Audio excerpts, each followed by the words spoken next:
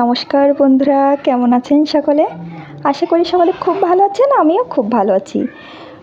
সুইটি কিচেনের আরও একটি ব্লগে আপনাদের সকলকে জানাই স্বাগত। আজ আবারও নতুন একটি ব্লগ ভিডিও নিয়ে চলে আসলাম বন্ধুরা আপনাদের মাঝে।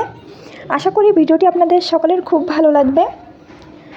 তো আজ হচ্ছে মঙ্গলবার বন্ধুরা। তো সকাল সকাল ঘুম থেকে উঠে স্নান করে নিলাম। আর আজকে কিন্তু স্নানটা করেই আমি একটু ঠাকুর ঘরে বেশি টাইমটা দেব। আর হচ্ছে কারণ সকালে ভাবছি যে ঠাকুর ঘরের আসন টাসনগুলো একটু পরিবর্তন করে দেব আজকে। কিন্তু অনেক সময় ভিডিওটা কেটে কেটে না 10 মিনিটের ভিডিও সরি তার কম ছাড়া না আসনগুলো কিন্তু আমি মাঝে মাঝেই পরিবর্তন করি। তো এই প্রায় অনেক দিন হলো পরিবর্তন করা হয়নি, মানে হয়ে উঠিনি আর কি। তো তার জন্য আজকে পরিবর্তন করছিলাম। আর পাশে ভাবি আসছিল, তো ভাবির সাথে একটু গল্প করছিলাম। তো গল্প করতে করতে কাজটাও এগিয়ে যাচ্ছিল। ওখান থেকে মানে মা হচ্ছে সেলাইয়ের কাজ করে। তো মার ওখানে হচ্ছে অনেক কাপড় থাকে আর কি। তো সেই সিট কাপড় আমি হচ্ছে বেছে বেছে মানে নিয়ে আসছিলাম কয়েকটা, যে হচ্ছে ঠাকুরঘরে আসন করব। আর আরও একটা জিনিস করছি, সেটা হচ্ছে গীতা বই। আপনারা দেখছেন আমার আগের ভিডিওতে যে আমার হচ্ছে ঠাকুরঘরে গীতা বই আছে। তো সেই গীতা বইটা রাখার জন্য আমি একটা মানে কভারও তৈরি করেছি। তো সেটা আপনাদেরকে অবশ্যই দেখাবো। তো বন্ধুরা, আমি হচ্ছে প্রথমে একটা কাপড় পেতে, একটা আসন পেতে, তার উপরে মানে যে আমার ঠাকুর দেবতার যে ফটোগুলো আছে তো সেগুলো আমি রাখবো প্রথমে। তো রেখে দিছি। আর এগুলো কিন্তু আমি খুব সুন্দর করে মুছে নিয়েছি। আর তারপরে এই ঠাকুরঘরটাও আমি খুব সুন্দর করে মুছে নেব। তো সেটা দেখাতে গেলে অনেক বড় হয়ে যেত, এর জন্য আমি আর দেখাইনি। আমি খুব সুন্দর করে মুছে নিয়ে তারপরে যখন শুকিয়ে গেছে ঠিক তখনই আমি হচ্ছে আসনগুলো নিয়ে এসেছি। দেখুন এখানে আমি বেশি হচ্ছে হলুদ রঙের যে কাপড়গুলো ওইটা দিয়েছি এখানে। হলুদ ভাবছিলাম লালটা নিয়ে আসবো, কিন্তু লালটা পাইনি। তো তার জন্য এই হলুদ রঙেরটাই নিয়ে আসলাম। আর এই যে একটা কভার নিয়েছি, কভারটা ছিল হচ্ছে কমলা কালার। তো এইটা কিন্তু দুটো তৈরি করেছি আমি, একটা হচ্ছে এমনি সিম্পল কাপড়ের, আর একটা হচ্ছে চিকেন সুতোর কাজ করা। তো সেইটা এই ভিডিওতে আপনাদের দেখানো হয়নি, তো পরের ভিডিওতে অবশ্যই দেখাবো। তো তারপরে দেখুন বন্ধুরা, আমি হচ্ছে খুব সুন্দর করে এগুলো রেখে আমি আমার হচ্ছে যে মানে ফটোগুলো আছে সেগুলো, মার ফটো আছে, তারপর হচ্ছে লক্ষ্মীনারায়ণ ঠাকুরের ছবি আছে। তো এগুলো আমি রাখবো এক এক করে। তো তার জন্য লক্ষ্মী ঠাকুরকে যেখানে রাখবো, মা লক্ষ্মীকে, ঠিক সেখানে আমি নিচে একটু হলুদ কাপড় দিয়ে নিলাম। হলুদ কাপড় বা লাল কাপড়ের উপরে কিন্তু লক্ষ্মী ঠাকুরকে রাখতে হয়, এটা সবাই বলে এবং সবাই রাখে, আমি দেখেছি। তো তারপরে যে যে জিনিসগুলো ছিল, আলতা, সিঁদুর, তারপর হচ্ছে মা লক্ষ্মীর যে ব্রত কথা, তারপরে গীতা বই, সব আমি সুন্দর করে দিয়ে নিয়েছিলাম। এবার আমি পূজাটা দিয়ে নেব। তো পূজাটা কিন্তু আজকে কিন্তু পূজা দেওয়ার জন্য আমি ফুল আনতে গেছিলাম নিচে। কিন্তু আমাদের এখানে মানে একটা গাছ আছে, মানে একটা সাদা ফুল গাছ আর একটা হচ্ছে জবা ফুল গাছ। তো জবা ফুল গাছটাই হচ্ছে মানে খুব সকালে সেই 5:30টার দিকে ঠিকই একটা মাসি আসে। মাসি এসে মানে ফুলগুলো উঠিয়ে নিয়ে যায়, নিচের দিকে ফুল থাকে না। তো তার জন্যই ফুল বেশি পাওয়া যায় না। তো আমি ওই জবা ফুল একটা জবা পেয়েছি মাত্র। তো সেই একটা জবাই নিয়ে এসেছিলাম, আর এখানে সাদা ফুল এনেছি। তারপরে ফুলগুলো দিয়ে আমি হচ্ছে খুব সুন্দর করে আসনে সাজিয়ে নেব। তো এবার আমি পূজাটা দিয়ে নিলাম। আর পূজাটা দেওয়ার পরে এখানে অনেক কিছু কিন্তু কেটে কেটে আমি দিয়েছি, কারণ সব কিছু রাখতে গেলে মানে কি হয়, ভিডিওটা অনেক বড় হয়ে যায়। তো এর জন্য আমি একটু কেটে কেটে দিচ্ছি আপনাদেরকে।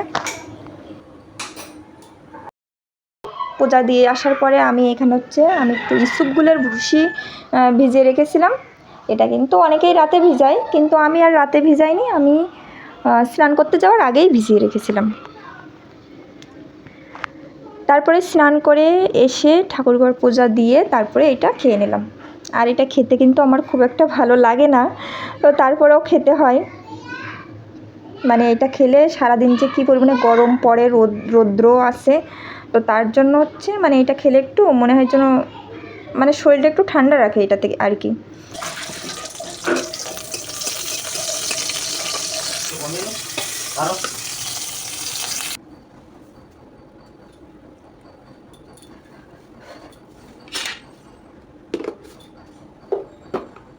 আর আজকে সকালে হচ্ছে যেহেতু আমি একটু কাজ ঠাকুরঘরের দিকে ব্যস্ত ছিলাম, তার জন্য এখানে আমি আলু ভর্তা দিয়েছিলাম, মানে আলু সিদ্ধ করেছিলাম আর কচুরমুখী সিদ্ধ দিয়েছিলাম।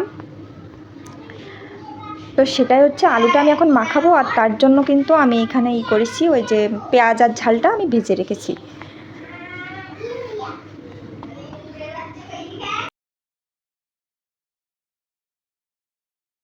আর আলু ভর্তা কিন্তু পেঁয়াজ আর ঝাল ভেজে এভাবে মাখলে মানে খুবই ভালো লাগে, আমার কাছে তো খুবই ভালো লাগে। তো তোমাদের কাছে কেমন লাগে বন্ধুরা? আর আমি কিন্তু আজকে কাঁচা ঝাল মানে কাঁচা মরিচ আর হচ্ছে পেঁয়াজ দিয়ে ভেজেছি, মানে আলু ভর্তাটা মাখা করব। কিন্তু এখানে শুকনো ঝালটা দিলে কিন্তু আরও বেশি সুন্দর লাগে, দেখতেও ভালো লাগে। কিন্তু শুকনো ঝালটা খেলে তো আবার গ্যাসের সমস্যা হয়। আর তাছাড়া এমনি শুকনো ঝাল আমাদের তেমন একটা খাওয়া হয় না, ওই মাংসতে একটু যদি খাই কিংবা মাছের খুবই যদি মানে গুরুপাক হয় তাহলে আমরা করি, মানে শুকনো ঝালটা দিই। তাই ছাড়া কিন্তু আমি শুকনো ঝাল ওইভাবে আমাদের খাওয়া হয় না। তো বন্ধুরা, আমার সকালে খাওয়ার পরে আমি দুপুরের রান্নাটাও করে রেখেছিলাম, কিন্তু সেটা তোমাদের সাথে শেয়ার করা হয়নি। আর তারপরে দেখো এখানে আমি তোমাদের দাদার জামা আয়রন করব, আর আমারও কিছু জামা কাপড় আয়রন করব। তো তার জন্য আলমারির থেকে জামা নিয়ে আসলাম, আর আমি এখানে 5 থেকে 6টা জামা আয়রন করব তোমাদের দাদার। আর সেই আয়রনের যে জামা, এগুলো কিন্তু আমি হচ্ছে আয়রন করে ভাঁজ করে রাখি না, আমি হচ্ছে হ্যাঙ্গারে বাঁধাই রাখি আলমারির ভিতরে। তো তার জন্য আমি হ্যাঙ্গারের থেকে জামাগুলো সব ছাড়িয়ে নিলাম। আর এভাবে রাখলে কিন্তু মানে সোজা থাকে, ভাঁজ থাকলেও যদিও মানে আয়রন না করলেও ভাঁজ থাকলেও কিন্তু এটা যখন এভাবে সোজা করে রাখবো না, তখন এটা ওই ভাঁজটা থাকে না। তারপরে দেখুন এখানে আমি হচ্ছে একটা কাঁথা নেচে নিয়েছিলাম নিচে। আর আয়রন করার আগে যদি এরকম তলায় কিছু নাচা হয় তাহলে কিন্তু খুব ভালো হয়, মানে ভালোভাবে আয়রন করা যায়। আমি কিন্তু আয়রন করতে খুব একটা ভালো পারি না, মানে অল্প একটু অর্ধেক আর কি। আর আমি অবশ্য আয়রন আমার খুব বেশি করা হয় না, ওই মনে করেন প্রায় 2-3 মাস পর পর একদিন, তো এরকম একটু একটু করে করি, খুব বেশি আয়রন করার প্রয়োজন হয় না। তো দেখুন এখানে আমি হচ্ছে আয়রন করছিলাম। তো কি বলবো বন্ধুরা, মানে একটা জামা মনে হয় আয়রন করাটাই দেখাতে পেরেছিলাম আপনাদেরকে, আর বাকিগুলো দেখাতে পারিনি। মানে আপনাদের দাদাকে বলছি যে ক্যামেরাটা একটু অন করতে, এবার ও ক্যামেরা অন করতে যে ক্যামেরা অন তো করেছে, সাথে ক্যামেরাটা মানে সরাই অন্য জায়গায় রেখে দিয়েছে, ও বুঝতে পারিনি। তো সরাই রাখার ফলে মানে কি হয়েছে, 22 মিনিট ভিডিও হয়েছে, কিন্তু সেই ভিডিওটা আমার মানে আমি যেটা কাজটা করছি সেইটা হয়নি, অন্যদিকে হয়েছে। তো এই হচ্ছে মানে কি বলবো। আর আমি তো আয়রন করছিলাম বলে খেয়াল করতে পারিনি। তো তারপরে বন্ধুরা আমার কিন্তু আয়রন করা সব শেষ, পুরোটুকু আর দেখাতে পারিনি, তো তার জন্য দুঃখিত। তারপরে আমি এই যে আয়রন করার পরে জামাগুলো রাখবো, তো রাখার সময় দেখি যে এখানে আবার মানে হয়েছে ওই যে কি বলে ওই যে মানে বৃষ্টি হওয়ার পরে দেখবেন আপনারা মানে আলমারিতে একটু সাদা সাদা কেমন জানি হয়, তো সেটা হচ্ছে হয়েছিল, তো আমি সেটা মুছে দিচ্ছিলাম। তো বন্ধুরা আজকের মতো কিন্তু আমার ঘরের কাজ সব প্রায় শেষ। তো এরপরে আমরা একটু বাইরে বেরোবো, আপনাদের দাদা আর আমি। শুনছি হচ্ছে দিদিমা আসছে গ্রাম থেকে, তো দিদিমা এসে ফোন করছিল, দিদিমার সাথে দেখা করতে যাব, তো তার জন্যই বেরিয়ে পড়বো। তো আজকের ভিডিওটা কিন্তু আর খুব বেশি বড় হবে না, আজকের ভিডিওটা এই পর্যন্ত, দেখা হচ্ছে পরবর্তী ভিডিওতে। ততক্ষণে সবাই সুস্থ থাকুন, ভালো থাকুন। 3:15 ক্লাস, একটু দেখো।